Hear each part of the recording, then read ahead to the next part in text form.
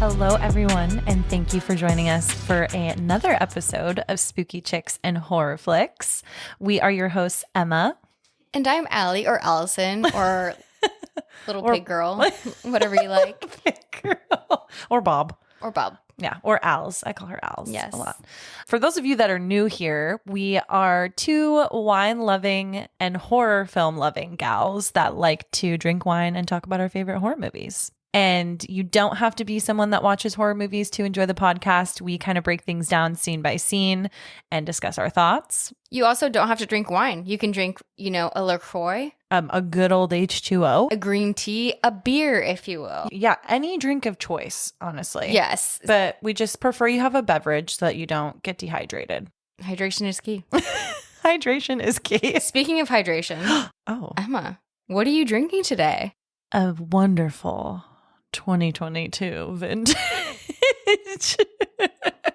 Pinot Grigio I'm going to just spat this out. by a beautiful 7-Eleven brand called Trojan Horse. Wow. And Allie, what are you drinking today? I mean, Emma, I can't beat that one. What do you mean? Yours says it all, but I'll piggyback off of that great sentiment of what you're drinking. Thank you. I am Thank you. drinking not a White Claw today, you guys. What? I know. I didn't drink White Claw last You're week. lying. I know. So today, it's officially autumnal season, It is autumnal season. which means red wine. So I'm drinking a Boggle Pinot Noir. Boggle. And you know why I picked that one is because it reminds me of Bagul from Sinister, which we will cover in a different series of And our podcast. remember, I had Boggle a couple episodes ago. Oh, and you good. brought that same fact up. I love that. Yeah. Oh, did I? Yeah. Wow, my brain is... We love Sinister. yeah. Retain zero information, Just apparently. another sign that we need to do Sinister. Yes. Well, Allie, cheers to our 5th episode. And this is our 4th episode for our Summer Slasher series. Cheers. Cheers. All right. Now that we know what we're drinking, let's get into our rose and thorn of the week. Emma, you're up first. What was your rose and your thorn? Ooh, okay. So I actually have some good ones this week. So my rose is that I just want to let everyone know that Spirit Halloween is officially open. And I was getting my hair done and I had heard from my really great friend, Ashley Rose, that they have bedazzled ghost face masks. And I ran to get some for us. And I did indeed. You Succeed. ran to several different Spirit Halloweens. I went to 3 Spirit Halloweens to find them. They're a hot commodity, but we got some.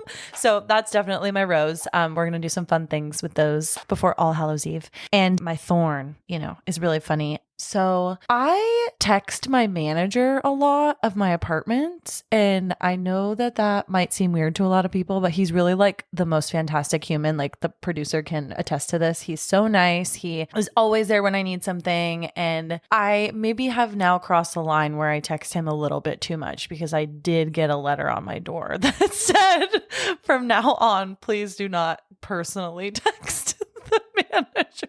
Yo, girl. I'm in multifamily, so you got to talk to me about this. It was really nice, but it was basically just like, hi, there's a new policy.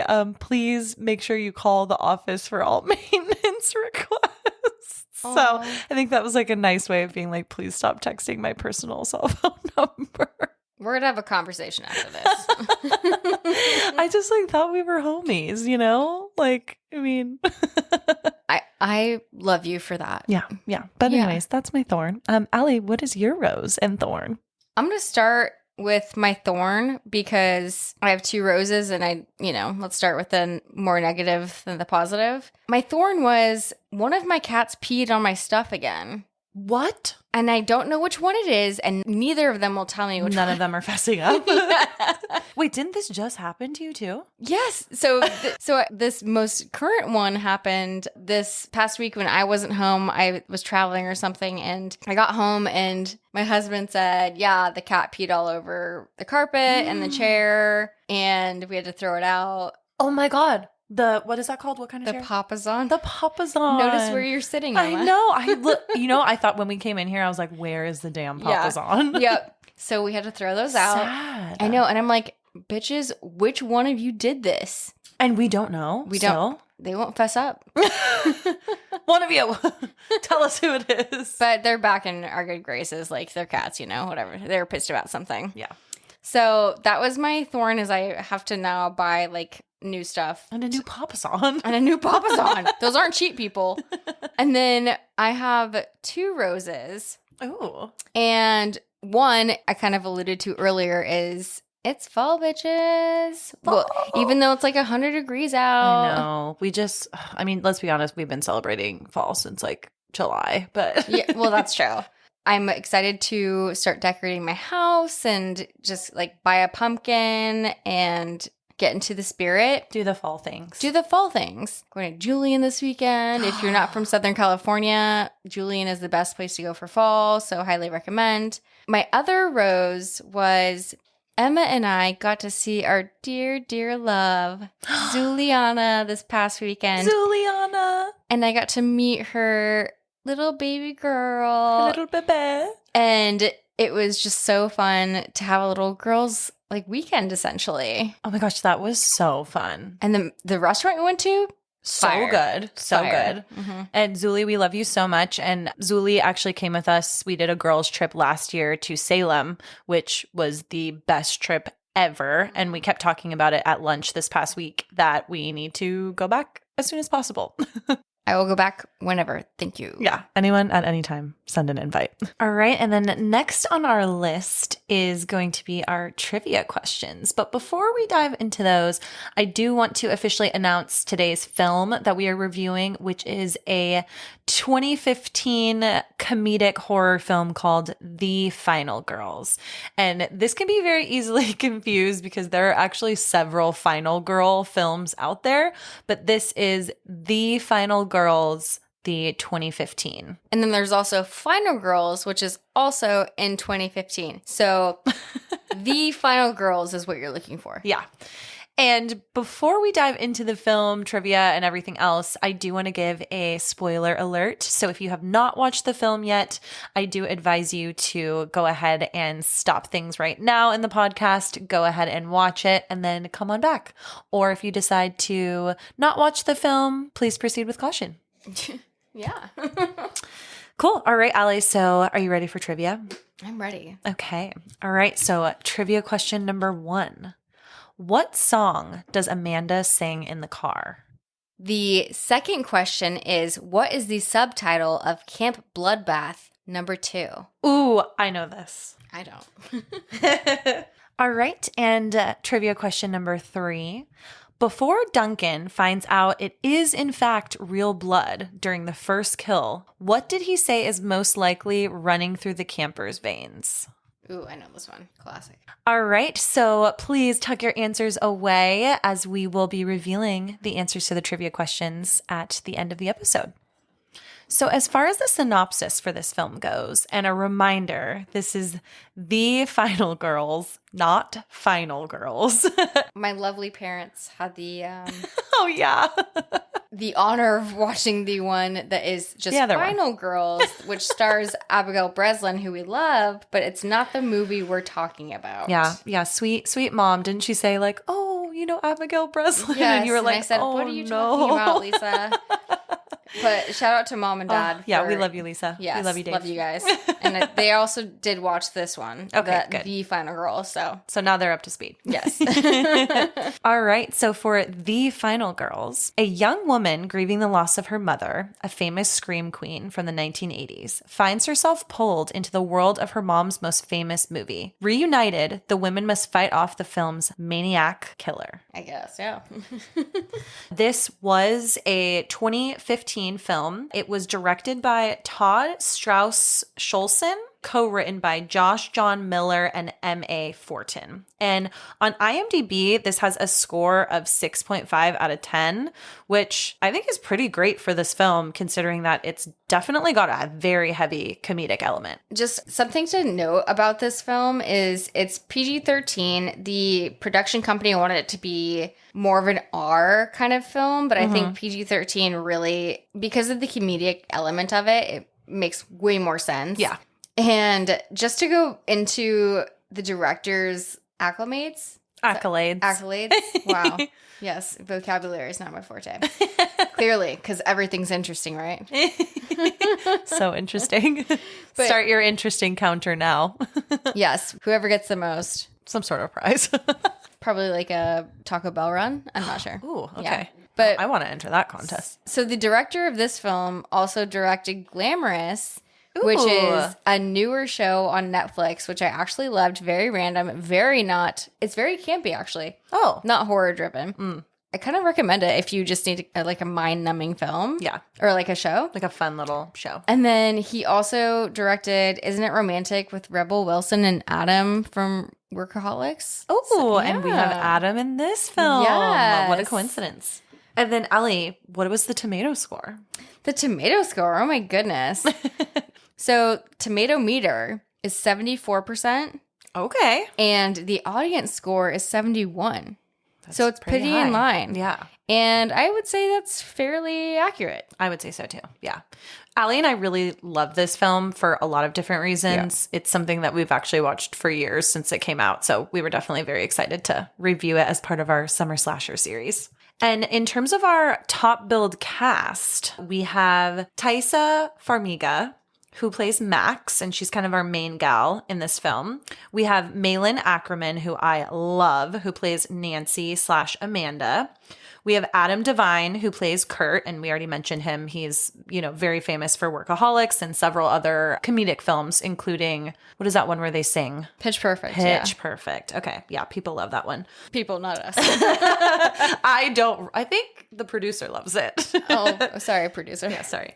We also have Thomas Middleditch, who plays Duncan, and he's very famous for Silicon Valley. Yeah. And then we also have Alexander Ludwig, who, fun fact about him, starred in not the Final Girls, but Final Girls. He starred in both of the films. Yes. That came out in 2015. This film and the other one just titled Final Girls, which is so wild. But I'm also like, there must be some conspiracy behind that. And there has to be. And we haven't uncovered it yet. Stay tuned. Yeah, we'll provide updates. And then we also have Nina Dobrev, who plays Vicky, and she's sort of like the bad girl kind of biatch in the film. And you know her from Vampire Diaries, but I wasn't a Vampire Diaries girly. Me either. I was a Degrassi girly. Me too. Yes. Oh my gosh. Yeah. So I was just like, I understand her character, and she played it so well. And I just loved her for it. And I also love that she's dating Shaun White now. I was literally going to say one of the biggest things I know her for now is just that she's dating Shaun White. So then we also have Aliyah Shawkat, who plays Gertie in the film. And then we also have Chloe Bridges, who plays Paula. And it's interesting that, Allie, you mentioned earlier that there was actually another Chloe that was supposed to play Paula. Yeah. Apparently. Allegedly. So don't believe everything you read on the internet, because I was just reading fun facts about this film, and it said Chloe Sevigny, who you might know from American Psycho and probably a bunch of other stuff. It said she was meant to play Paula, and I'm like, I'm not sure that's a not fit. seeing that for her. I'm not seeing that for her either. And a really cute fact about this film and the cast is that Adam Devine and Chloe Bridges are actually married now, and they met on the set of this film. Other cast members that I took notes on, and this is just my like hot takes, which everybody probably hates, but I love. We love hot takes. Alexander Ludwig, Chris, Loverboy. Loverboy. I guess every movie needs a lover boy, but I said, is he from Hunger Games? I'm not sure. I've never seen that movie. He is. Actually, when the producer and I were watching it, I was ready to take him to the grave that he was not in the movie, and the producer proved me wrong. I'm sorry. He just was not worth remembering, I guess. I also put High School Alley would definitely get down with that. He's a 1000% your type of dude, and I'm sensing a theme in a lot of these films that the main guys they usually vibe with you. You think? I think so. We need to unpack that a little later. I agree. She really goes for the main heartthrob. The heartthrob. She is the audience, the intended audience. Target audience reached. And in case you didn't know, Aliyah, she has a beautiful name. I don't know how to pronounce it. Gertie in the movie, she's from Arrested Development, Yes. obviously. Yes. And if none of you have seen Search Party, which is available on HBO Max, please sponsor me, HBO Max. Excuse me, just Max now. Search Party is amazing, and she's in it too. I don't know if I've ever even heard of that. It is so good. Is it a show? Yes. Oh. It is so good. We'll have to talk about the premise later. Yes. And then you didn't even talk about Angela Trimber, our little Tina. You can mention her. Well, Tina's my girl, and I'll be talking about her a lot, so I'll just wait till my interjections come in. Another thing I want to bring up here too, which Allie and I really loved, is that one of the writers, Josh John Miller, he actually wrote the concept for this film as a way to cope with his father's death. And his father played no other than Father Karras in The Exorcist, the very first 1979. That is an awesome fact, that an ode to his father, and you can see some of those themes in the movie. A lot of people wanted to take out those parental themes that were on like the, producers and like all that stuff, but he was adamant about keeping in the parental themes in there, which I will talk about a lot more. Yeah, we're definitely going to touch on the parental relationships throughout this film, and because that are some of the main core themes. Another thing that I want to mention here, though, is that this film, the name Final Girl, and Ellie, I know you have several notes on this too as well. The actual name Final Girl was originally termed by Carol J. Clover in her 1992 book, Men, Women, and Chainsaws, Gender in the Modern Horror Film. And I just find that so cool that a woman was able to kind of make a trend in horror that is so widely used in a lot of our horror films, horror discussions, and just kind of like the horror genre in general these days. Yeah, and you see a lot of these final girl tropes in 80s and like 90s films have covered and will be covering. This was a really funny take on that concept, because typically the final girl is a woman, obviously, and a virgin. And kind of the do-gooder, the nice girl on set, like she's... Wait, I have an official definition. Oh, should I share it? Yes. Okay. It says, the female protagonist who manages to survive against all odds and defeats the movie's monster. And it says characters like Sidney Prescott, Nancy Thompson, and Ellen Ripley all embody this trope, the final girl. And they all have stuff in common. So read into that. Yeah, exactly. But so what I was telling Emma is I would 100% be the first girl. I will not survive any of these films. I will be the first one to be like, yeah, let's go into the woods. Sleeping with the main character and dying. And I acknowledge and accept that. And Allie, I think we work so well because I think I would be more along the lines of a final girl. 100%. So we've got a first girl and a final girl. And I literally like... We should make t-shirts. Yeah. Oh, who wants t-shirts? I do. Yeah. Who's a first girl and who's a final girl? Let us know. That's why we work so well. That's what we're the perfect pair. Yes. Except I don't want to lose you. Well, Oh, well. My heart will go on. Okay. Just our favorite film. And as far as the creative direction and general direction of this film, I really liked it.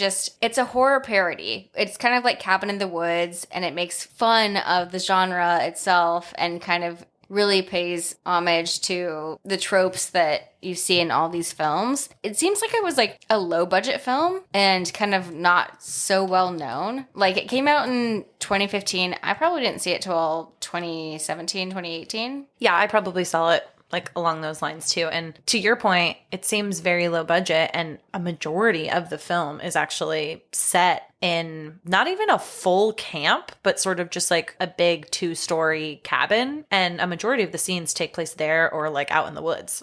So what I read about the actual set itself is they were filming in Baton Rouge, Louisiana. Oh, cool. I know. I love me some Louisiana, obviously. And they were filming at an actual Girl Scout camp. And what? Yes. And that's cool. We'll get into the scene later, but they film a lot in this big counselor's cabin, and they didn't have the infrastructure to film the scene they wanted in any of these buildings. So rather than tearing it down because they didn't have the money to do that, they just built another building. And that building now serves at the camp as a functional building. Like, so campers can actually oh my God, that's use amazing. that building. I know, it's like kind of cute. Cute for the Girl Scouts. Yes. Here's a horror film that was Don't we love it? So I just loved how it looked. I love how the film looked. It was very colorful. It was very cinematic. The cinematography was impressive for, I think, what they could afford. I'm not sure what it was, but some of it made me a little carsick because it was a lot of moving around and I get carsick super easily. But I was very impressed with their ability to make a really beautiful film with what they had, and I was impressed. There's also several scenes later in the movie that we'll get to where they're kind of done in slow-mo, which with really, really great background music, really, really great soundtrack, and just shot from a really awesome perspective. And I guess that's like the summation of it all. It's like it's really beautifully done in a comedic fashion. Yeah. But also for our brains, it stimulates creativity and analytical minds at the same time. Yeah. Because we're thinking about all these like beautiful things and we're like analyzing it. It's like so aesthetically pleasing too. Yeah, I totally agree. So 10 out of 10 for me for like the visual effects, the cinematography, how it's like everything like that. Yeah. And the music too. Yeah, I totally agree. Totally agree.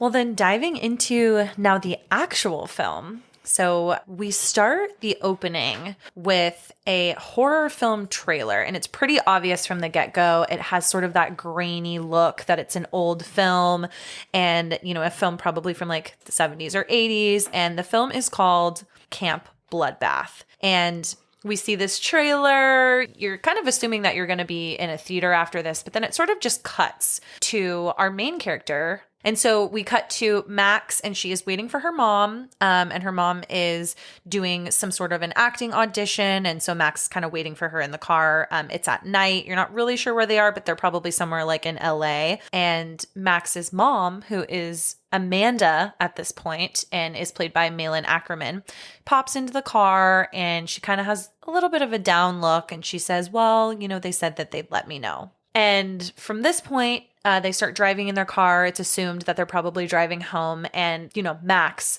the daughter in this film, she actually starts talking about the bills, and she's asking her mom, hey, how are we going to pay for this, and this? Yeah, and this scene kind of got to me. And as I mentioned at the top of the show, parent stuff always gets to me because obviously I like love my parents. Well, first of all, they're both beautiful actresses. And I'm like, they don't have a big enough age difference to like make it realistic, but I looked past it. All right. I agree. I think some of us that grew up with Malin Ackerman in a lot of our films that we loved, like, and she's not old, but I mean, just she's probably like 10 years older than us, but it may be assumed that she had a child at a young age is kind of what I feel like. So I did the math on their actual ages, the actresses, and she would have to have been 16 to have. Which, you know, it happens. Is possible. Yeah. So, yeah. Not to say that was the case in this movie. She's not a washed up actress, but it's 20 years later. She's known for this, you know, stereotypical 80s horror film role. And she's struggling to make ends meet. She's got this beater car. She's smoking a cigarette. And doesn't she even say to Max, she's like, don't ever do a horror film if you're an actress. She does. And you know what's interesting is Max says, you wouldn't catch me dead in a movie. Ooh. And I did not catch that. Yes. Ooh, I love that. So that kind of alludes to how this movie goes, obviously. That's a little foreshadowing. Yes. We love a good foreshadow. Yeah. We can sense the sadness from Amanda / Nancy, and you can see it in her eyes. She kind of starts to tear up and stuff, and she talks a little bit about, again, you know, about the bills, and she's also mentioning like a guy that she had been dating, and she was a little bit bummed because, you know, so-and-so guy was supposed to take her to Palm Springs for the weekend. And there's definitely a theme here that Max is sort of the more serious one out of the two and takes like the bills that they owe very seriously and sort of what their day-to-day life is. It's almost like she's kind of like roles reverse, like taking care of her mom. And you will see that throughout the film, which I'm so glad you brought that up. I caught a lot of that too. Very fascinating. So I'm going to bring something up here right now just so you get the reference that I'm talking about. So, daggers. Daggers is something my friends and I came up with in high school, and it's a term to reference when you want to stab a dagger in your heart because you're Your sad. soul is hurt. Your soul is hurt. So when I say daggers, it could be referenced to anything. It's like, oh, my heart, like daggers. Yes. So keep that in mind because I will probably say that a lot throughout this podcast. Yeah. And don't be annoyed. It's just a reference and I'm explaining how I feel. And there you go. Yeah. And it's feel free to coin the term as well yourself. Should I copyright it? I think you should. Yeah. So then at this point, they're still driving in the car, and this wonderful song that a lot of us know called Betty Davis Eyes comes on. And it's clearly their song. The mom she actually throws the bill out the window because she just wants Max, her daughter, to relax and just enjoy the song that they are singing together. They just picked up, I think, some burgers and milkshakes too. They're singing to each other. They're really just enjoying the song. And it's just like a really sweet, like mother-daughter moment. And then Max accidentally spills her chocolate milkshake onto the floor, which has expensive shoes and expensive headshots on the floor. And she kind of says like, Max, like those are really expensive. And they get distracted and unfortunately get into a car accident. Not so fun facts. That car crash that you see in that scene is completely CGI'd to no one's shock. Surprise. Yeah. But I also will say, like, every time I hear Betty Davis Eyes, because I feel a lot about parent things. Yeah. We're emotional. Very emotional. And we love parents and people that are older than us. Yes. So every time I hear Betty Davis Eyes, I'm just like, I just start crying. So for lack of a better term, daggers. And so, it's definitely implied that, something really awful has happened to the both of them in this car accident. And we kind of fast forward a tiny bit, and the next scene is Max waking up for, another day, and she is living with her Aunt Pearl. So it's kind of implied that her mom did not make it. And her friend Gertie picks her up for school. When they get to school, her and Gertie kind of talk about how Max is unfortunately failing a lot of classes and she's definitely needing some tutoring. And this is where we sort of get the introduction to Chris, who is the lover boy in the film, the heartthrob, as we've talked about him. And they definitely kind of have a little thing. It's not obvious, but there's some flirty vibes between Max and Chris. And I think Max is still in a state of depression from her mom not being around anymore. And so you can tell she doesn't really want to unpack those feelings with Chris just yet. Let's keep in mind that Chris is also just broken up with Vicky, who was his longtime girlfriend, and they broke up like a week ago. Yeah, played by Nina Dobrev. Yes, of Shaun White and Nina. Yeah, of the Shaun White and Nina origin. Yes. Gertie, Chris, and Max are all at the diner. And, Max is kind of going through her tutoring session with Chris. And all of a sudden, we get Thomas Middleditch's character. He gets introduced at this point, and his name is Duncan. And he is the stepbrother to Gertie.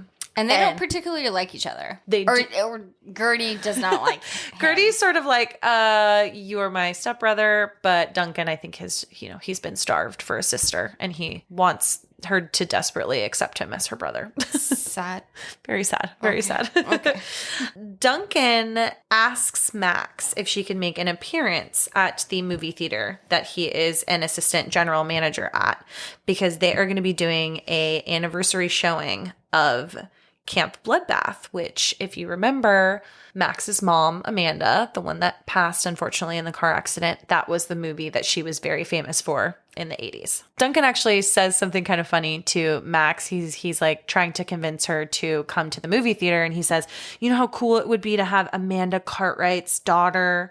So right then and there, we get her full name, Amanda Cartwright. And, Max is not having it. She's like, absolutely not. I'm not going to a theater to watch the film, that my mom sort of hated that she was famous for. And my mom is also not alive any longer. So, definitely not going to do that. And as Max is actually trying to walk away from him and leave the diner, Duncan offers to do all of her assignments for the rest of the year. And he essentially asks her a very important question, which is, do you want to graduate? And that is, it seems to be just enough to kind of send her over the edge to make that decision that, you know, she is going to go to the theater, because then the very next scene, we see them walking up to the theater.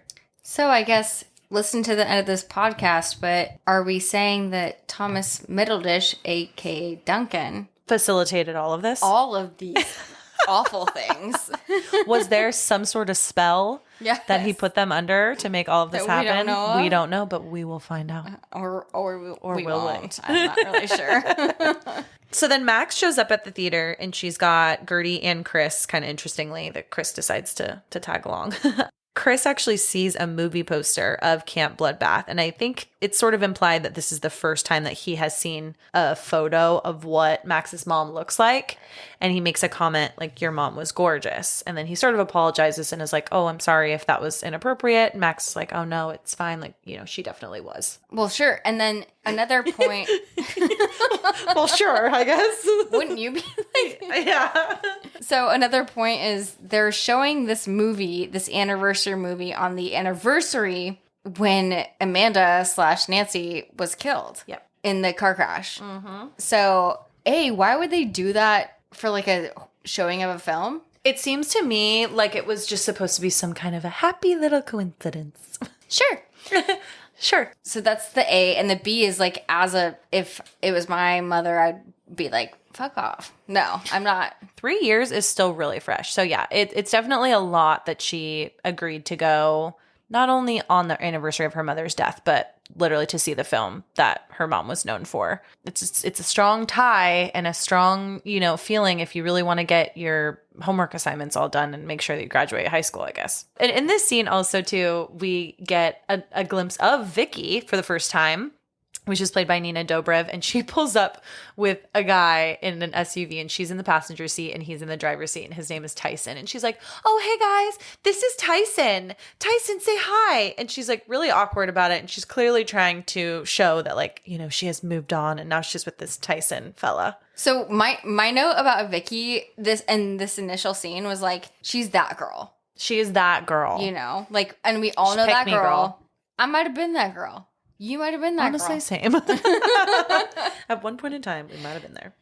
Now that we're in our 30s, like, I'm too tired to be any kind of girl. Nope, I agree. Yeah. She's trying to act like a guy's girl. 1,000%. She's trying to impress everybody, sort of. Her, you know, demeanor is this, like, oh, I'm so cute and come help me and blah, blah, blah. And it's just, like, not a big deal. Like, I'm just... Yeah, and she's wanting to get back with Loverboy Chris. Yeah. Obviously. Yep. She's trying to make some sort of a jab at him. Like, oh, I'm just here with this guy, Tyson, and I'm, you know, doing XYZ. There is a weird dynamic between the two of them, because at this moment, a lot of us that are watching the film are thinking like, ew, Vicky, get away. Yeah. But she keeps sort of making her way to their group, and you're sort of wondering why, but it makes sense later in the film that, you know, she was actually quite close to Max at one point. 2 words for you. Character development. That is damn right, Allison. Thank you. That is. And so, you know, now we are in the lobby of the movie theater, and, you know, everyone's kind of just getting ready for the movie, getting their snacks all together. And Vicky comes over to Gertie, Max, and Chris, and I forget exactly what she does, but she like brings out her bottle of Adderall and she's like, oh, gotta like take my Adderall really quick. And then she also makes a comment because Gertie asks her, well, where's Tyson, the dude that you were with? And she goes, oh my God, Tyson got super sick, super fast. And that's all she says about it. And then so now she's just automatically with these people, and now she's a part of the group and gonna watch the movie with them. Convenient.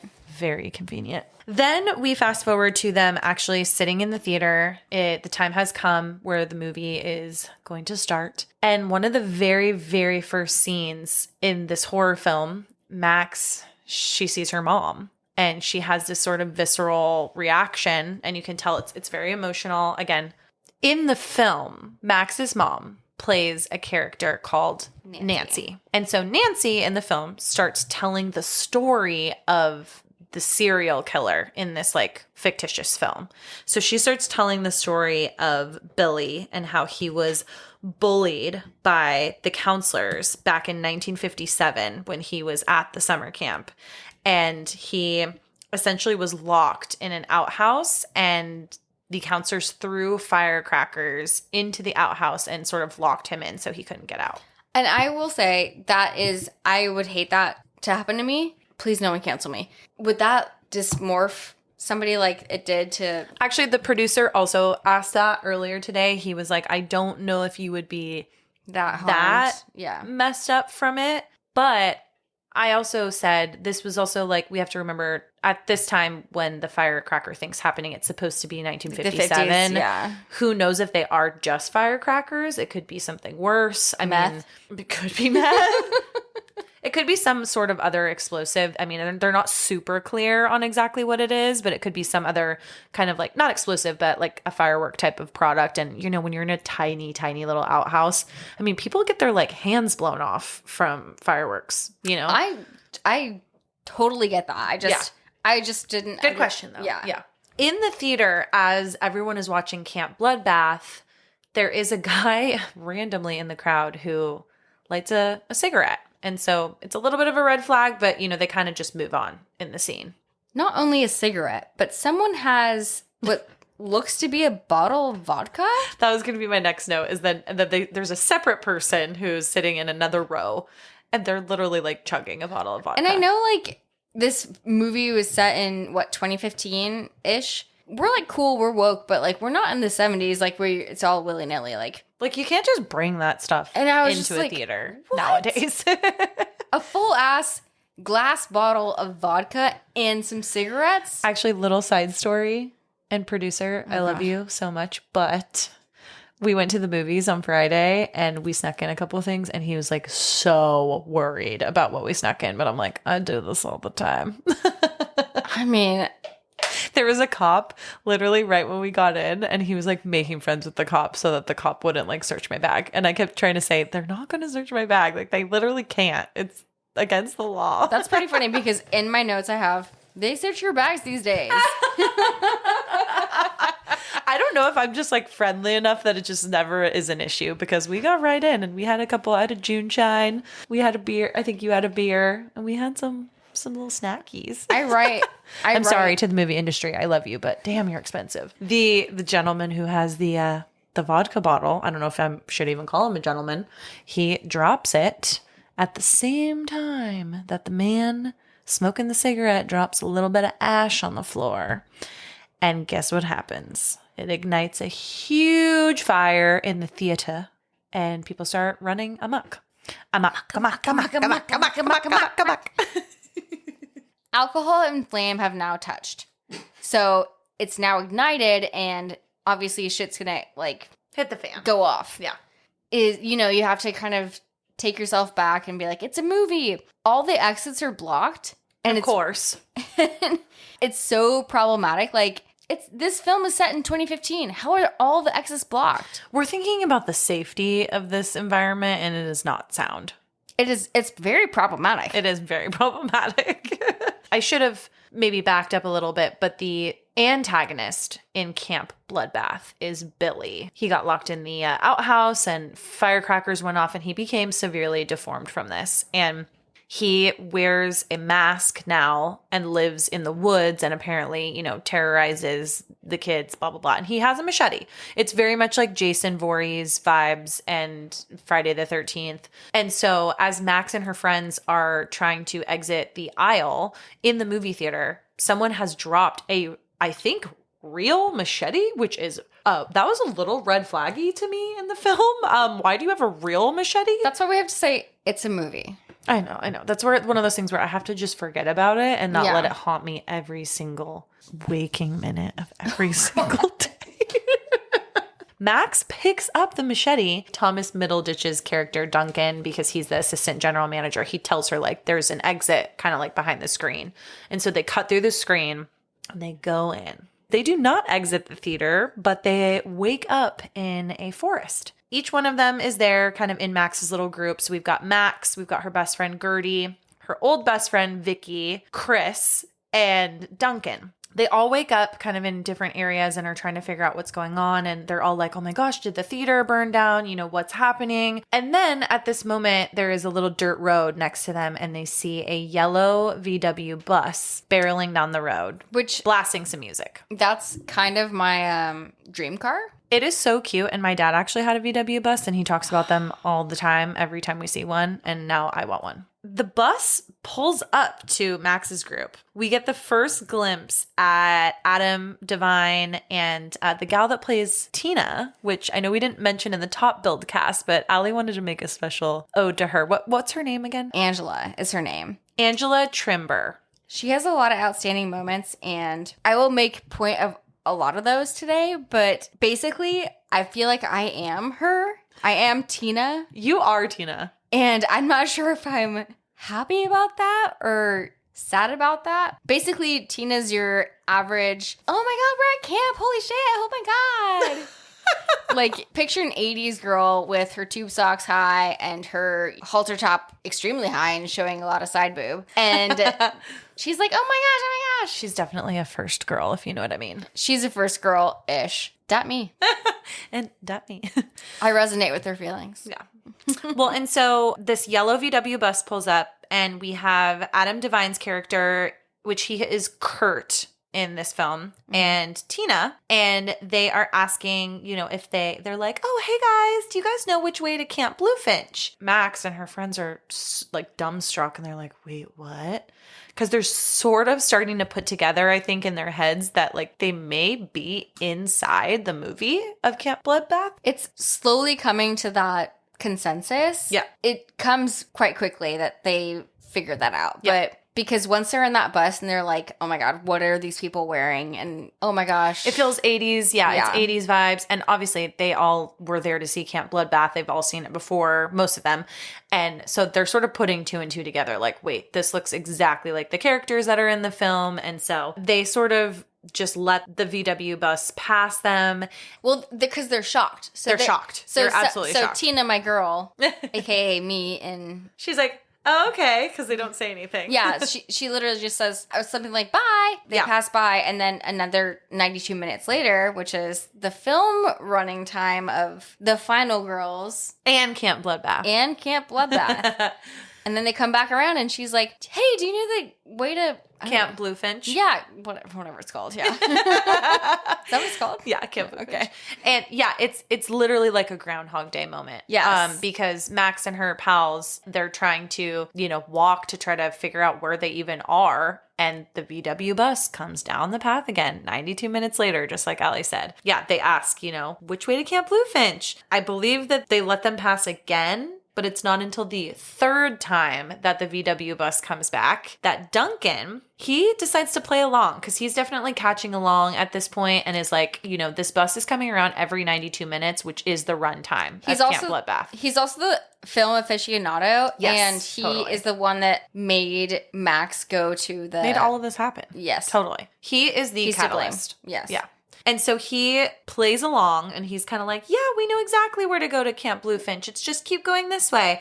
And they actually all pretend to be counselors so that they can, you know, essentially get a ride from the VW bus and all the people inside. And this actually is where Max has her first interaction with her mom and her mom's character in Camp Bloodbath, which is Nancy. They have a little bit of a moment together where they talk in the VW on the way to the camp. And she's like, oh, you guys are, you know, really far away from home. And she says, it must be really hard to be away from your parents, huh? Yes. And piggybacking off of that, I think there's a lot of insinuations of the mother-daughter or parent-child relationship that goes throughout the movie that we'll keep touching on. But I caught that too, is just... And you can see Max tearing up, like, holy shit, that's my mom. And we should note that her mom in the film is playing the character and is the character. So, like, from her perspective as quote-unquote Nancy, she has no recollection that she has a daughter or anything. Like, she's fully just playing the character that is in Camp Bloodbath. So she's not Amanda. She is not Amanda. Nancy. She is Nancy.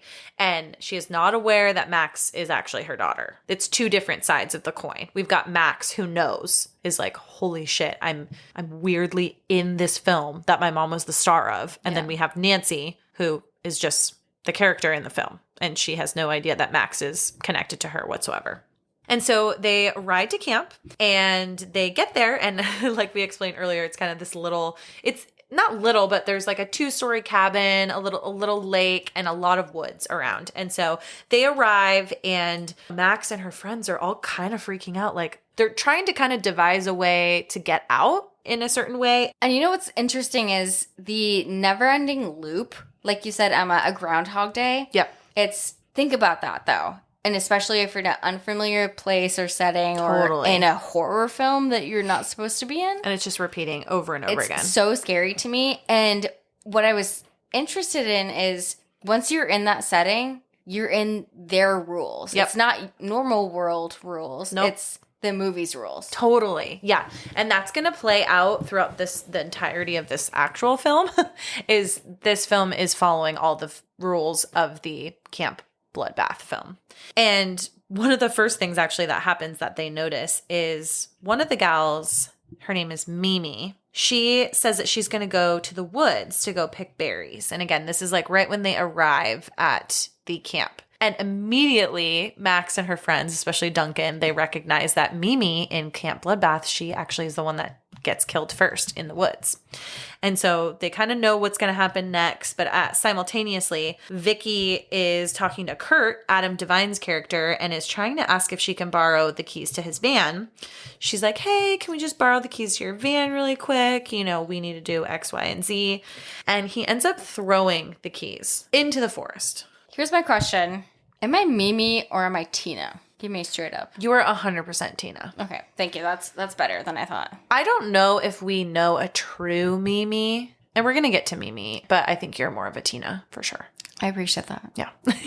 Tina's fun. She's a fun girl. I'm fun. You're a Tina. So then weirdly, Nancy talks to Max and she sort of just says like, you know, she's really excited about potentially losing her virginity to Kurt. And Max actually at this point, they kind of have like this side conversation by the van and Max tries to caution her against it. Nancy says to Max, she said, God, you sound like my mom, which is daggers because of the mother-daughter dynamic there. And then after that, Max and the rest of her friends decide to go try to look for the keys. And they actually witness Mimi in the woods trying to, you know, pick berries or whatever. And she finds a hitchhiker who is credited in the film as Hunky Hitchhiker. He is hunky, but like... He's hunky. Why would you make out with a random hitchhiker in the woods? So remember how earlier you were like, we need to remember it's just a movie? I think that's one of those things where it's not going to make sense to us ever. Understood. But yeah, they just, you know, he's been hiking for many a time, a mile. Probably for years and years. And maybe he's feeling it. He probably is. And maybe berries turn her on. And they saw each other, magnets. You know what I mean? I'm not here to like, we're not here to shut judge. that down. Yeah, we're not here to judge. We're not going to yuck anyone's yum. Exactly. You know what I mean? Mm-hmm. So anyways, the friends are sort of witnessing this like interaction between Mimi and the hitchhiker, and they end up starting to make out. And behind the hitchhiker, Billy is sort of sneaking up. And this is the first time that we're really like seeing Billy now in this like kind of like film scape. And Mimi turns around and starts to take her clothes off. And I love this part. It made the producer and I absolutely crack up. She turns back around and she says, okay, where's the beef? And Billy takes the hitchhiker's head and breaks his neck. And, you know, as you guys probably to no one's surprise, he also then chops into Mimi and they are both gone. They're both gone, and you described that beautifully, my lovely Emma. Thank you. The where's the beef Caught me off guard.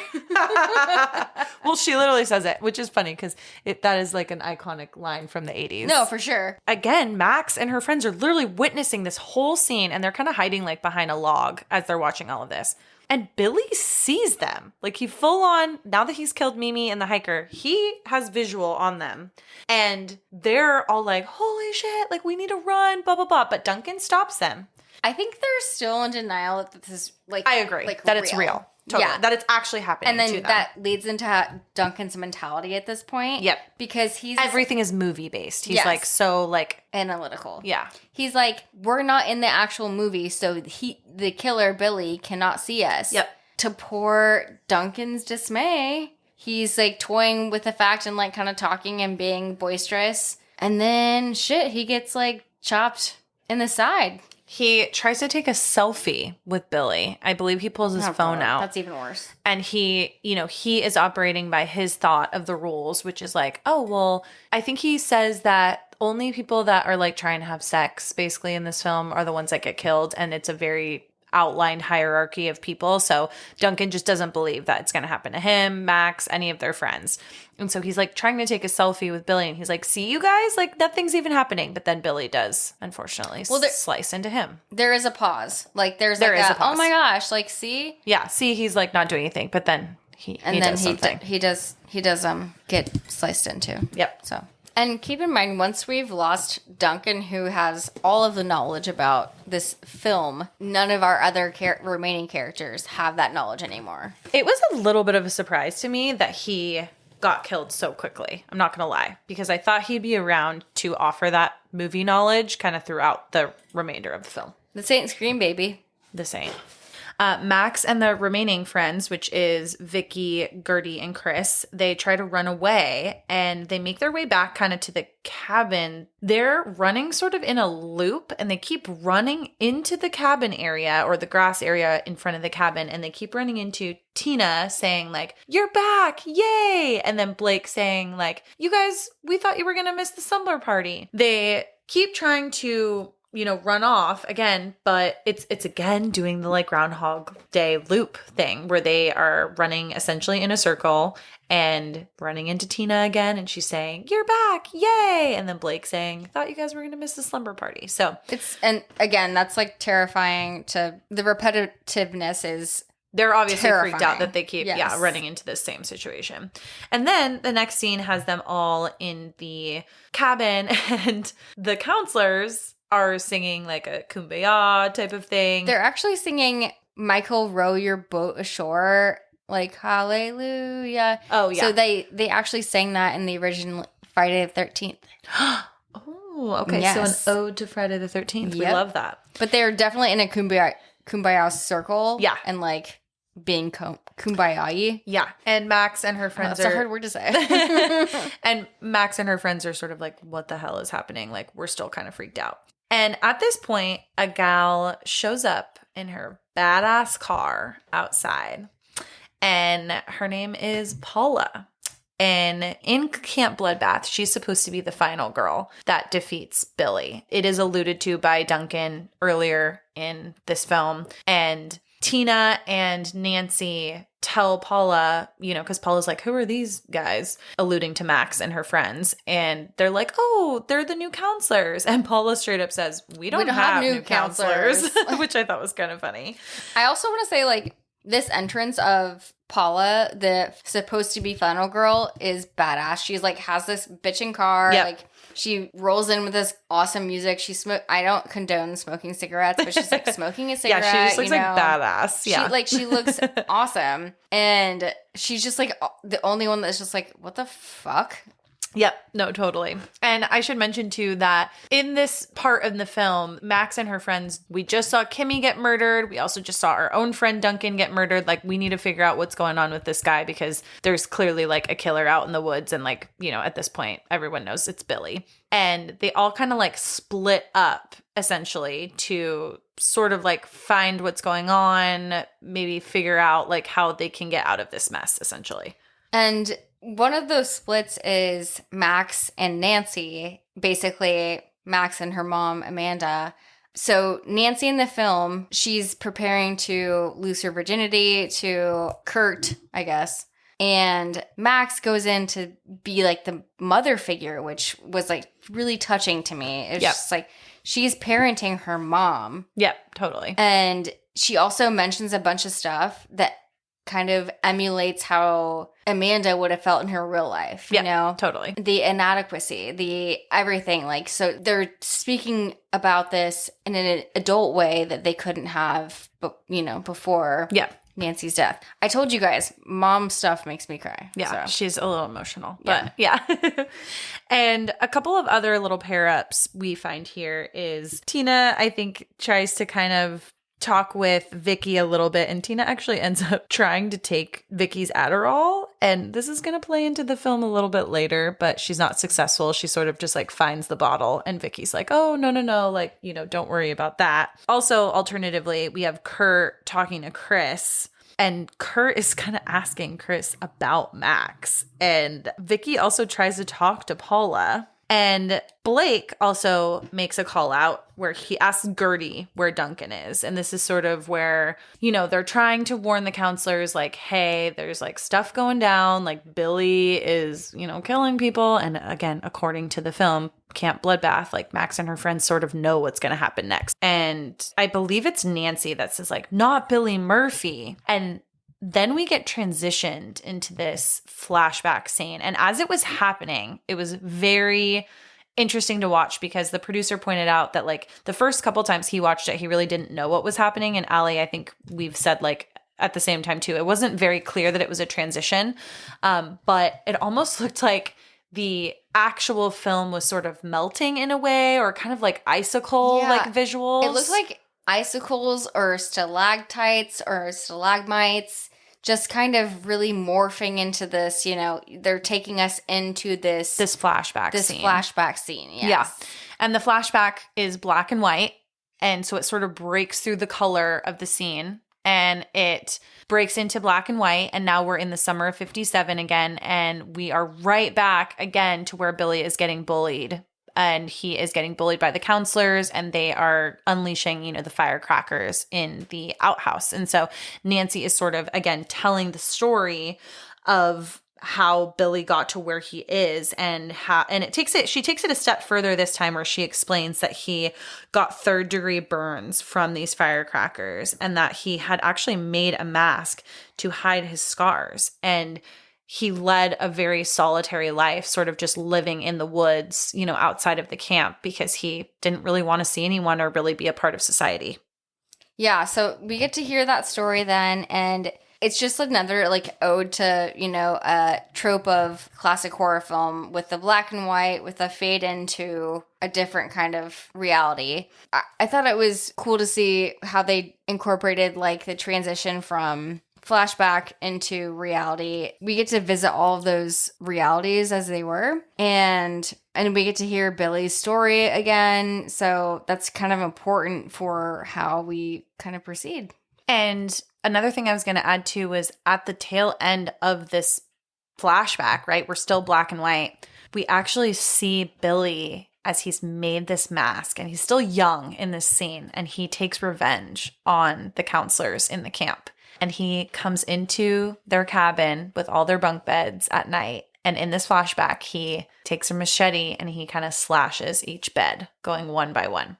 Because Max and her friends, everyone's sort of like in this flashback, actually one of the people that Billy slices, some blood gets spilled onto Gertie's face. And she's the only one that has blood on her face. And they all are coming back to, you know, quote unquote, real life. And the counselors freak the hell out seeing that she has blood on her face. And basically everyone tries to run again amok. Amok. The counselors try to run away. And Max and her friends, they try to explain that, like, you know, please don't leave. Like, you guys can't leave yet. Like, we have to defeat Billy. But again, there's no explanation of like exactly why. So then we get to a point where Paula and Kurt actually get into Paula's car because they're going to escape together. So it's funny. It's our fuckboy and our final girl. And our final girl. So alliteration, you know. And like we mentioned earlier in the film, this is actually cute because they met on the set of this film and then end up being married. So it's kind of cute that they have a little scene together here. Kurt and Paula are like, oh shit, let's get the fuck out of here. Yep. And because they realize like blood is actually happening. And so they get into Blood is happening. they get into Paula's badass car because Badass car. she is a badass girl. She's a bad bitch. She's a bad bitch. And so they get in the car and then they're driving, trying to get out of Camp Wichita. What? Camp Bluefish. Bluefish. Not Bluefish. Like the bird. Oh, Bluefish. Like the bird. Okay. I don't know why that's making me laugh so hard. All right. So Kurt and Paula are trying to get out of Camp Blue Fuck whatever. And they're like driving, and then all of a sudden, what the fuck? Duncan comes out of nowhere, and Duncan's alive. Duncan's alive, And he's like, hey guys, I'm alive. and then they fucking hit him. So he did. Yeah, and then he did again, and then Kurt flies out the window, and this is a new term for me, but he scorpions. Please explain, Emma. Okay, so yeah, they hit Thomas Middleditch's character Duncan, and then because they hit him, they kind of run into like a pole, and it ejects Kurt's character Adam Devine, and he scorpions. And so scorpion is a cheerleading move. It is. It's literally called a scorpion. I was a cheerleader, and I did know how to do the scorpion, but If you can picture it in your head, it's basically where like and if you're picturing like a cheerleader, it's they have one of their legs, they have pulled it from behind their back up to touch their head. Allie is removing her headphones right now because I think she is physically going to try to do it still. I can't even get Wait, up. I had so much hope for you. I can't even get up.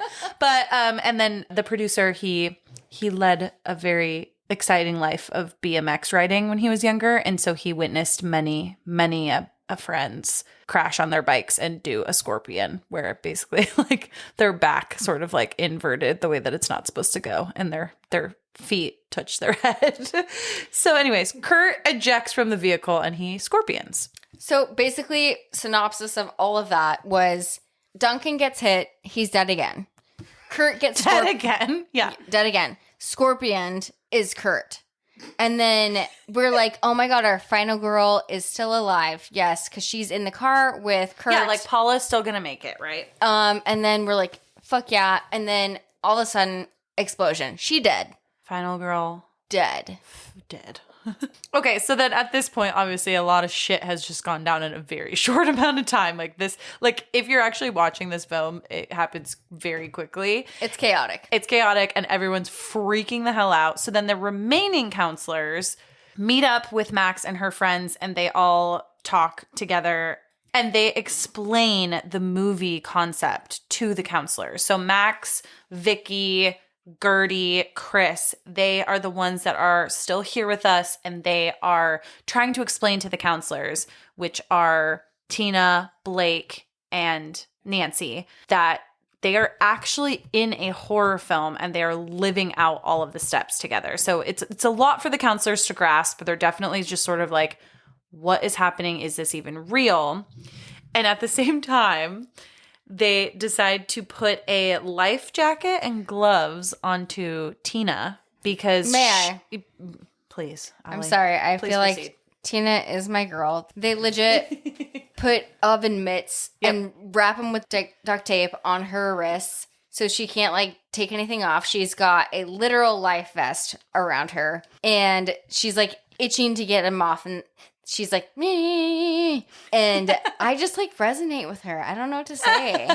And she's also wearing a life jacket. And the reason that she's wearing all of this is because in the film, in Camp Bloodbath, she performs like a striptease of sorts. And again, like we've mentioned several times, when anyone is getting weird and taking their clothes off, they're going to get killed by Billy. So Well, and I feel bad they're for trying to her. save her. I don't think they're trying to save her. I think they're saving her for when they're ready, because we're going into Home Alone. That is a good point, because we are about to get into some Home Alone territory, which we mentioned in our last film, and it's coming up again. And we love a good Home Alone situation. But I think we Home Alone her before we Home Alone Billy, you know? Agreed. Yeah, true. We got to protect our assets. So then as, Tina is in the life jacket and gloves and they're all kind of discussing what is going on, they decide that they need to nominate a new final girl because Paula is gone. And it's really funny because Vicky volunteers and Chris is very quick to say, Vicky, you are not a virgin. And Vicky says, Max is the only true virgin here. And obviously Max is like, no, Gertie's also a virgin, her best friend. And then Gertie has this little side moment where she kind of says she's like, no, remember so-and-so last summer? Like, yeah, we slept together. And so kind of a funny little sidebar right there. And then Nancy, sweet Nancy, actually volunteers. And she gets a little bit shut down by Vicky. Vicky's like, Nancy, I'm sorry, but you just you can't be the final girl. You're like the shy girl with the clipboard. And unfortunately, you're just part of the body count. And Nancy kind of runs off and pouts. And, Max sort of runs after her. And it's also mentioned during this time that the way that they have to kill Billy is actually by getting his machete and killing him with it. And something that obviously I talk about mom stuff a lot, but something about this next scene, they're in the woods and Nancy and Max talk a lot about mortality and being a mother, and she recognizes she will die young just like she does in the film. Yeah.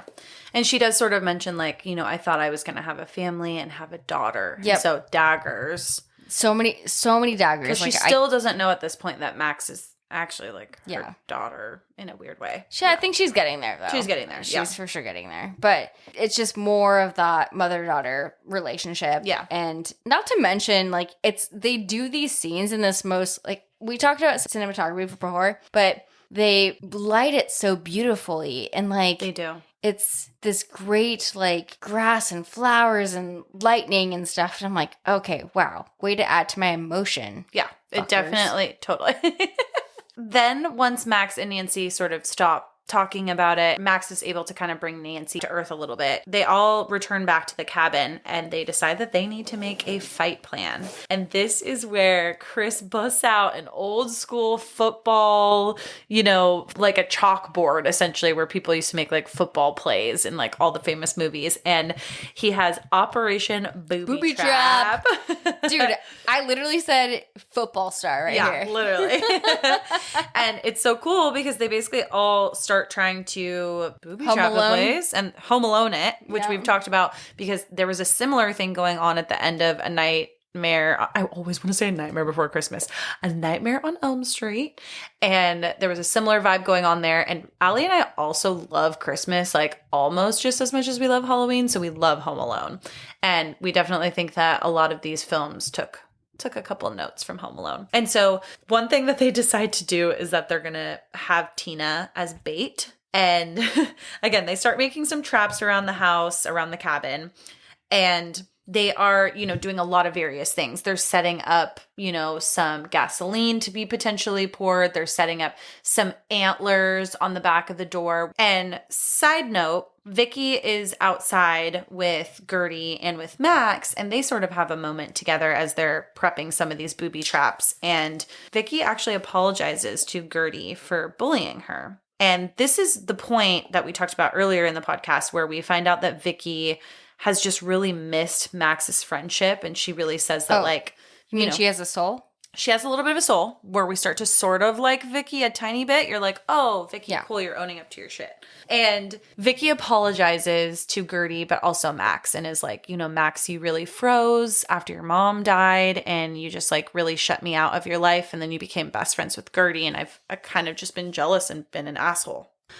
So as, again, they've kind of booby-trapped the place and they're getting everything all together, Max and Nancy actually have another little moment together. And they talk again about, Max and what Max's life is like. They're kind of getting to know each other, so to speak, in this film. And so Nancy actually asks Max about her parents and about her mom. And she says oh, what was she like? And then so Max goes on to describe her, and she describes her in past tense. And so Nancy sort of is oh, did your mother die? And they kind of go into it a little bit, but Max, again, doesn't reveal exactly what happened or like, hey, Nancy, you're my freaking mom, dude. But it's actually a really cute moment because Nancy ends up giving her a friendship bracelet, which is like a very sweet scene. And again, daggers. We talk about daggers a lot, but just another example of that mother-daughter dynamic. It definitely is. And then something that Nancy says to Max, which is also daggers, is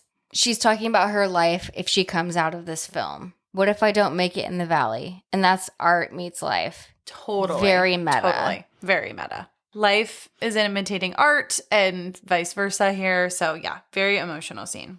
So essentially, it's my girl Tina's time to shine, kind of. And she's in her like life preserver. She's in her oven mitts that are duct taped to her hands. She's in her rain boots. Not sure what those were necessary, but like I'm here for it. Yeah. And she winds up finding Vicky's Adderall. And she's tweaking out. She takes a lot of them, and she's kind of tweaking out. And then I literally have it in my notes. Tina tweaking. She is tweaking, but in the best of ways. Yep. She's tweaking to be a hero. She is tweaking to be a hero. Mm-hmm, and I respect her for that. So she takes a bunch of Adderall. And Vicky's like, Tina, how many did you take? And Tina's like, I don't know. I took like 3.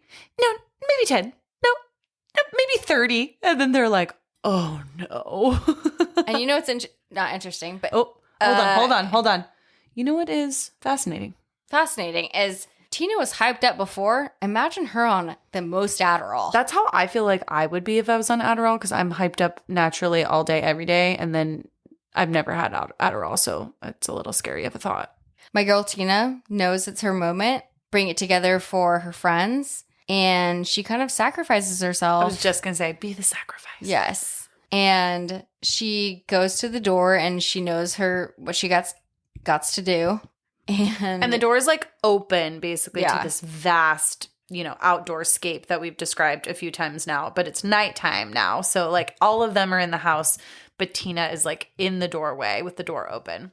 What I think that was the funniest part was Chris, Loverboy, says unleash the beast, and she literally just starts ripping off her like oven mitts and everything with her teeth, and she's just like an animal just like ready to rock. And once she's free, her free like animal self, she's ready to dance. And I think like in the original Camp Bloodbath, I think that they mention that Tina does like sort of a strip tease and she takes her top off, and that's when she gets killed. So she is now luring Billy into their cabin where they've set all these booby traps, and she's using her little like essentially like strip tease to do so. So then at this point, I mean, Tina is successful and Billy comes out of the fog. Yeah. So she is doing her whole thing with that song by Warrant that I need to relook at the lyrics of. Look at a little bit further, yes. A little deeper. And I'm not opposed to it, but holy shit, what the fuck? And so she actually improvised that whole dance scene, although it seems pretty chaotic. She's a choreographer, and she knew the character, and she's like, yeah, like a frantic, like not frantic, but kind of out of control, chaotic bitch. Yep. Which I love. And I thought you were going to say, which I myself am. Well, that is true. You can see it in her eyes. She pulls up her top, like she literally pulls up her top and goes, ay, ay, ay, ay, ay. And that's how the killer, like that's how the killer is summoned. Yeah. Again, we've explained like there's a definite correlation between sexual acts and being killed in this film. And then in this pseudo film. So she sees the killer and she's like, oh fuck. And they don't want her to run. They're like, stay right there, Tina. We need him to be like lured closer. But she pulls an alley. She freaks out. She pulls an alley and she runs into one of the Home Alone traps. A bear trap. She trips. And she dies. She did. That's what we call pulling an alley. You can't deny that. So then at this point too, we get, an example of the booby trap actually working on Billy. So next, Billy obviously makes his way into the cabin now, and they are able to release like a sledgehammer of sorts, essentially, that swings down onto Billy's chest, and it hits him in the chest and basically throws him back against the front door. And the front door, on the back of the front door, they have it fixated with a bunch of antlers. And so he's kind of getting stuck / stabbed with all of these antlers. And, you know, for a hot second, you're like, oh, he's not moving. Like, he's done. You know, he's so-and-so. And they actually grab his machete. Blake, who is he is a category 2 character, I would say, in this film. You know, not a main character, but definitely a good supporting character. And he's kind of a little bit of a love interest of Gertie's too, as well, which is really cute throughout the film. And he tells Gertie right beforehand, he says, "Gertie, I love you." And he gives her a kiss. But it means a lot. You can feel it. You can feel it. I feel it. You're feeling the vibes between the two. I was just going to say, unfortunately, Blake dies. Well, that's Titanic, bitch.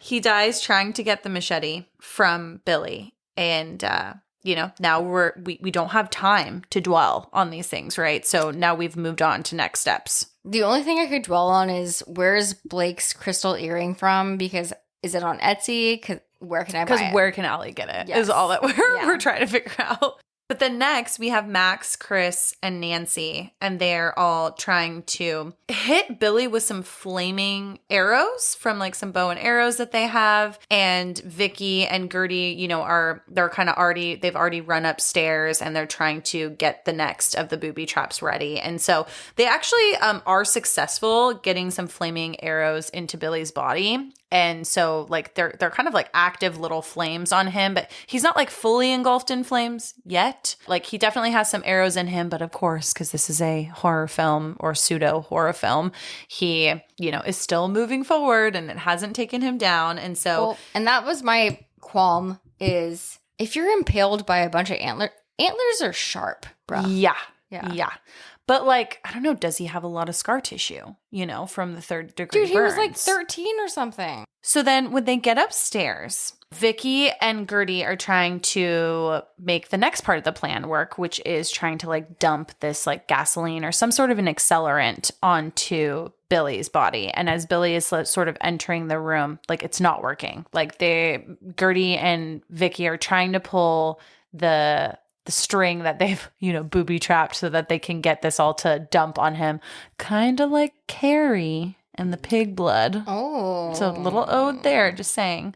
But it's not working. And Billy actually grabs a bookcase from off the wall and sort of like pushes it over on top of them. So now it is crushing both Vicky and Gertie at this point. I have some logistical questions and like hypothetical questions. And I've got answers. Maybe. If you've seen the movie, I think so. If that size of bookcase fell on both of you, we're best friends. Like we're like, oh my God, we're trying to get this fucker out of our lives. Everything. We get a bookcase shoved on top of us. You don't think we can crawl from out of that?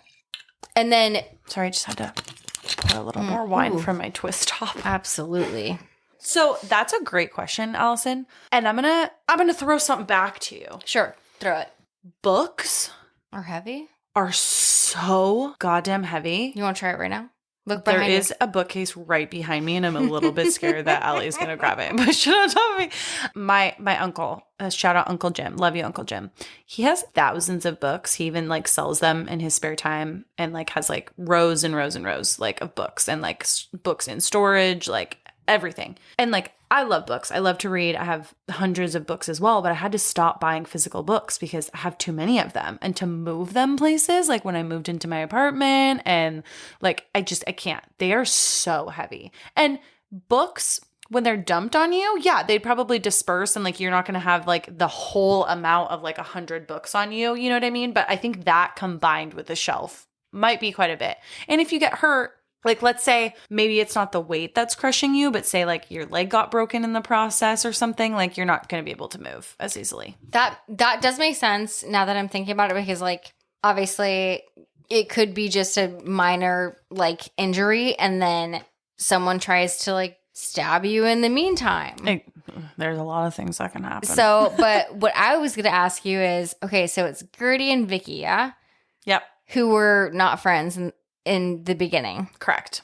And you and I are best friends. What would you do? Would you try and escape? I would, if I'm being 100% honest, I would probably find a way to save you in some way. Nuh-uh. Yes. Oh.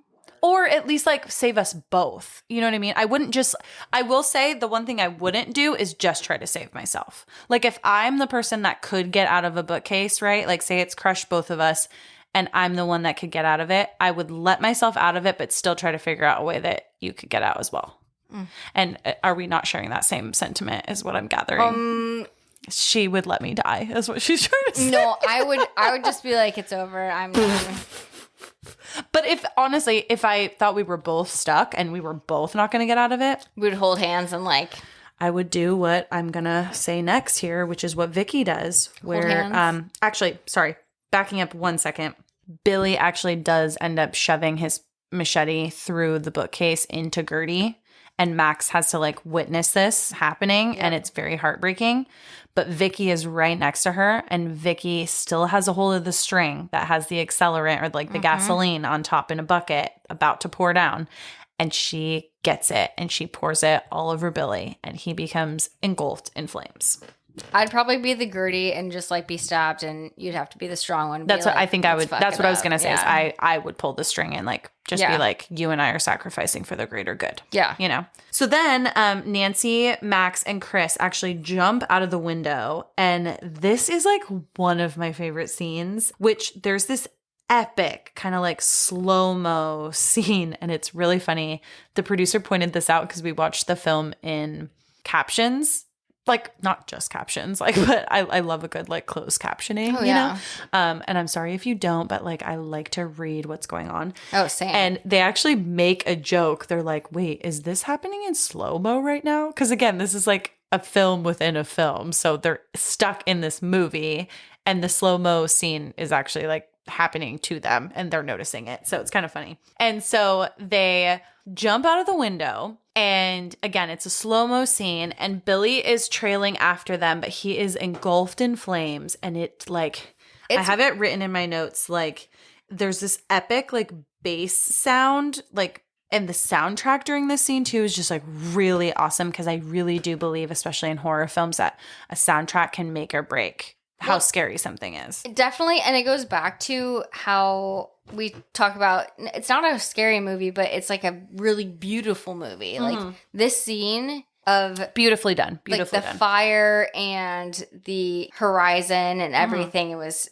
just shot so wonderfully. And it kind of just makes it why you want to watch it. Yeah, very beautifully done. And then so, they all, make it onto the ground and Max and Nancy and Chris, they all run into the forest and Billy chases after them. And they get to a point in the forest where Billy is gaining on them and they kind of don't really know what to do next. And Max and Chris sort of encourage Nancy to start narrating a flashback. They're like, flashback, flashback, flashback. Like start talking about a flashback so that maybe they can all be transported back into a flashback and maybe it'll save them from Billy getting to them in that moment. And so it works and they do get into a flashback, again, back to 1957. And it's actually kind of funny because there's like a title on the flashback scene where it's black and white and it says like summer 1957. And a car pulls up and it actually like hits Billy in the flashback and knocks the letters of the title out that say summer of 57, which is kind of funny. Yes, for sure. And then also in the flashback, Nancy's hearing her dub over her narration. Her narration. And she's like, oh my God, is that what I sound like? Yeah. And that's literally what I think about when I'm hearing this podcast. Yeah. Our podcast. An important thing to note in this flashback scene, though, is that they actually see this like cabin that is not the main cabin that they've been at this entire time. And it's sort of alluded to that it is Billy's cabin. And so you want to kind of keep a note of that because it's going to play into a few scenes later. It's the first time that they're able to actually see where they think like Billy may have been like living and sort of like why he is patrolling these woods and has been here for so many years. So then they flash forward and Billy is, still trying to get them. And Chris, unfortunately, kind of gets hurt in the process and it's a little hard for him to walk. Billy actually is able to capture Nancy. He doesn't kill her, but he's able to sort of like grab her and run away with her. And Chris is trying to keep Max from like freaking out and trying to keep Max from like going and trying to get her. And he literally says like, Max, like she's gone and you need to just like sort of accept it. And they actually like hear Nancy screaming in the distance, which is really heartbreaking too. The next scene we have is Max gets Chris kind of into a comfortable position. He has not died or anything yet, but he's definitely like really badly hurt. And she gets him into a building and kind of sets him down. And she goes off to the woods to find this cabin that they just saw in the flashback. Max finds the cabin. And within the cabin, I mean, it's very creepy. It's very much an ode to a lot of other films. I think Midsommar to me. I could see that. If I go back a little bit earlier, it reminds me of some of the Texas Chainsaw Massacre films where like things are in jars and like it's just this weird, dark, sad little workshop that like Billy has. And even like Jeepers Creepers too, like having all of the people that they've like killed sort of like on display kind of. So Max actually ends up finding Nancy at this point and she finds her alive. And Max and Nancy actually run into a scuffle with Billy while Max is trying to release Nancy kind of from her ropes. She's like tied to a chair and they are trying to fight Billy and trying to get away. And unfortunately, Max does get stabbed by Billy. Again, not killed, but she does get like sliced up pretty bad by Billy. And Nancy and Max, they do get out of there and they end up going kind of to the same spot where where Max had left Chris off. And Nancy and Max have yet another heart-to-heart at this point. This part kind of really got to me. It's basically after a majority of the film of Max mothering Nancy, now it's Nancy mothering Max. Yeah. Like we kind of talked about earlier. Finally. Yes, finally. Final girl. Finally. But something that Nancy, I think she realizes that Max is like part of her soul and like everything. And she's like, I have to sacrifice myself to make this other person stay alive. And something that she said to Max that broke me was, you have to let me go. Yeah. Oh my goodness. Nancy realizes that she is not the final girl and that she just has to die in order for Max to live. And she actually says, well, Max says to Nancy, like, I wanted to be the one to save you. And Nancy has this really sweet response where she's like, but you did. And then Max actually is able to tell Nancy, like, that she is her mom. Like, you were my mom. Your name is Amanda. You had a daughter. She says, you have a daughter. But then, Nancy kind of tells Max, like, you have to let me go because it's just not her place to be the final girl in this film. And both of them cannot survive. One of them has to go. And then to top that off with emotion, when Nancy is sacrificing herself, she's like, unbuttoning her shirt and like dancing and being all pretty and cute. It ties back to the beginning of when Betty Davis Eyes was playing when the car crash happened, and it comes back and all of that. Yeah. So to Allie's point, it's like Betty Davis Eyes is playing. Nancy's kind of recognizing that she has a place and a role in this film and in what is about to happen next. And she starts to kind of unbutton her shirt and she shows her bra a little bit and she's sort of dancing and looking at sweet Max and is dancing just like Allie said, like at the beginning of the film when they are in the car listening to Betty Davis Eyes. Oh, very emotional. It's like a lot. And Nancy is able to successfully lure Billy with this because, like we've said again and again, this is the kind of stuff that happens to get you killed by Billy. Unfortunately, Nancy does have her final time and she does get killed by Billy. But the minute that she gets killed by Billy, all of a sudden Max literally it shows in the clouds. Like there's this like stormy sort of like cloudscape in the middle of the night, and it shows this like change in energy. And now Max has energy again. And she is able to get up and she is like ready to fight Billy for their final fight. A fun fact, which you love from me, is now Max is this empowered woman, which we love to see. And Nancy is gone, her mother, and it's sad. And now Max is ready to be that baller bitch that she is. And she confronts Billy, and when she does, she says, "You just fucked with the wrong virgin." And that's just what Paula said in the actual, Camp Bloodbath film. So I thought that was so cute that they did that at the beginning and the end of the film. So once Max delivers that epic line that "you just fucked with the wrong virgin," she actually mutilates, beheads, slaughters. Yes, I love it. Slays. Slay, girl, slay. Yes. So Billy's done. He's done. Finally. Finally. From the final girl. We keep talking about the creative and the aesthetic of this, but the scene is really pretty. It's like kind of a phoenix rising from the ashes, if you will. It's like beautiful with the purples and the pinks. It's like coming up from beneath, and also coming up from beneath, you see the rolling credits. Yes. Good transition. I love that. Which I thought was pretty funny is from beginning to end, you really see like the full film roll out within the film Inception. But I just thought that was a really cool aspect. And overall, like the slasher part of it, lackluster, but everything else, spot on. So good. We're not done with this film yet, though. Yeah. So we'll get into the rest of it, and then we'll recap our thoughts. Yes. Yeah.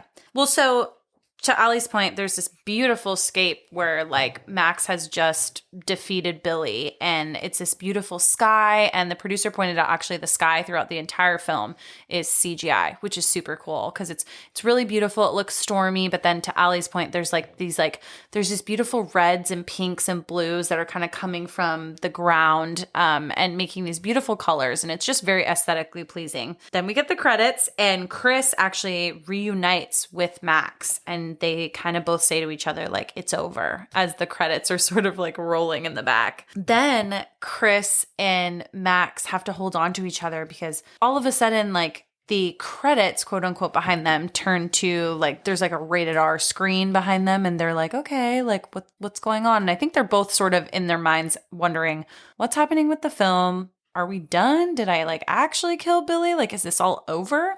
This like almost tornado effect starts to happen. It gets really windy, and, the scene behind them starts to get really blurry, and Chris tells Max to just hold on to him while this is all happening. And, so we think they get transported back to the real world, and they actually wake up in hospital beds. We get to realize that Max is coming out of, this transition, and we hear all this clatter and these voices, and we see all of her friends and family that are right there with her that endured this with her. And they're all like eating tapioca, and I'm like, where's the Jell-O? Like all of her friends. Gertie is there, Duncan is there, and Vicky is there, and they reunite with Chris and Max, and they're eating tapioca pudding, and they're kind of like behind the curtain, and they all kind of realize like, holy shit, did we just all go through this together? And it's hard to say because it's a weird thing in your brain, like, did we all do this or no? Or was it a dream? But why are we in the hospital? Yes. And then we see Max look at her wrist, and her wrist has the friendship bracelet that Nancy / Amanda / her mom. Which I'm sorry, but daggers. Absolute daggers. That is like, they really, we thought we were done, but one more dagger to the chest. So the mother and daughter thing. The dynamic just, yes. And we love our moms. Shout out Christine and Lisa. It's amazing to see like that they're justified and like, oh my God, I'm not insane. No, totally. Yeah. But then we get to see that they're all like kind of questioning shit because they hear the sound, like almost just like Friday the 13th. There's that like, Yeah, they hear the sound and they're like, oh no. And then we step out into the hallway of the ICU or the ER, wherever they are. Yeah. We see a lot of 80s memorabilia. Yes. And my first visual was Gizmo. My favorite The producer was all Gizmo. But if you like, now that we've watched it a couple of times, there is a Tab soda, which if anyone knows Tab, it was very short-lived in the 80s. There's also a Rubik's Cube. There's a Rubik's Cube, which is what I used to call my late dog, Ruby. Is little Rubik's Cube. R.I.P. Ruby. We love you. We love her. And then again, a little Gizmo, a little Furbo. They kind of peek out of their room, Max and her friends, and they see a nurse and a doctor sort of flirting with each other. All of this is all happening at the same time that they're hearing the like, cock, cock, I'm like totally doing the sounds wrong, but You sound like a DJ. So then as the gang has sort of noticed all of this 80s memorabilia around, and then they see this nurse and this doctor like flirting together, they're kind of all just like, oh no. And Duncan actually makes a comment. He's like, oh yeah, the sequel is set in a hospital. This is awesome. And then literally at that moment, we see Billy and he breaks through the glass, and then a huge title is in front of him that says Camp Bloodbath 2, Cruel Summer. Then after Max kind of grabs the IV bag and is ready to roll, Duncan makes a comment and he's kind of just like, the sequel is way better. And then literally film over. So it's definitely implied that now they are potentially stuck in the sequel. That is the ending of our film. Since 2015, gotten another one. But Allison, I do want to ask you, what was your favorite scene of the film? I feel like it's all the mom and daughter ones. It is, and you know me too well. I know because you too well. you already like Lisa. Shout out to Lisa Lopez. She knows that song, and she knows that I love it. We love you, Lisa. We love you, Lisa. What's your favorite? I did mention quite a bit in the commentary of the film, but I really liked the scene where Billy was jumping out of the window and everything was in slow-mo. I just really loved the slow-mo visual paired with the musical like soundtrack of that. It was awesome. It just really like hit hard, which I love. I really respect about a horror movie. You know what? I think this director is one-off kind of guy, but they did a really good job with pairing music and creative and totally agree scenes. Yeah, just like Quentin Tarantino would do. Yes, totally. And I respect that so much because like music is such a key thing. Yeah. So I think totally. If I didn't have to choose one of the mother-daughter scenes, I would say Taissa Farmiga is like running out and like there's like lightning and she's like ready to fuck shit up. For sure. Totally. You know? Yeah. And I'm like, okay. Yeah. Where it's like just her and it's sort of that single like focus, but like all the really cool stuff in the background. Yeah. I love that. So yeah. That was a badass shot. Yeah. And then I know that we asked generally almost every film, like, was it scary? I think we can both say like, no, it definitely wasn't scary because this again was sort of more of a comedic film, but we definitely enjoyed it a lot. And as horror film like aficionados or horror film fans, we really enjoyed the parody of horror films that was kind of like an ode throughout this entire film. Oh, for sure. Like we can kind of appreciate that, you know, totally. A little bit more. And I put in my notes, did I cry? Yeah. 3 times when I watched it by myself. Oh, okay. Okay. That's, you know, parental shit, baby. Yes. And just to give you this little tasty note. Oh, a tasty note. Yeah, I like that. Take this tasty note. Is there a final boy ever? Let me tell you who the final boy is. Evil Dead. Ash? Yes. We're saving that for another day. We're saving that. It's my favorite. All right, so Als, tackling our trivia questions for this episode. Shit. We're going to go ahead and give everyone our answers now. So let's start with question number 1. So question number 1 was, what song does Amanda sing in the car? Allie, what was your answer? Dude, it's Betty Davis. Dude, it's Betty Davis eyes. We thought it was a little bit of a trick question at the time, but I appreciate that the producer just let us have that one. The second question is, what is the subtitle of Camp Bloodbath 2? Cruel Summer. Also, Taylor Swift, what up? Oh, yeah. Oh, yeah. That is it. Did you get that question right? Yes, I did. Oh, okay. Well, whatever. Question number 3. Before Duncan finds out it is in fact real blood during the first kill in the forest, What did he say is most likely running through the camper's veins? Corn syrup? Corn syrup! That's what I said. I love corn. I love corn. I didn't have corn. Okay, so Allie and I have tied this round. We are 3 for 3, both of us. So good job, Als.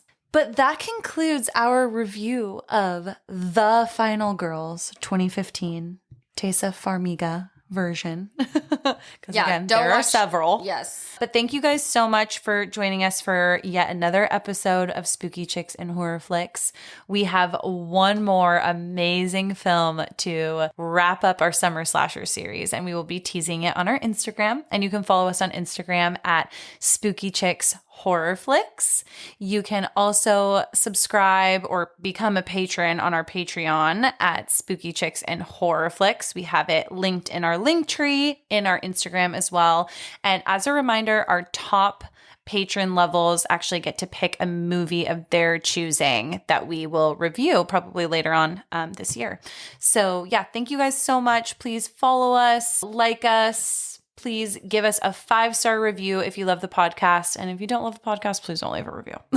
Also, official happy fall. Happy fall, everyone. This will definitely be coming out, right before the official autumnal turnover. But Autumnal equinox, is that what you're looking for? Mm-hmm. All right.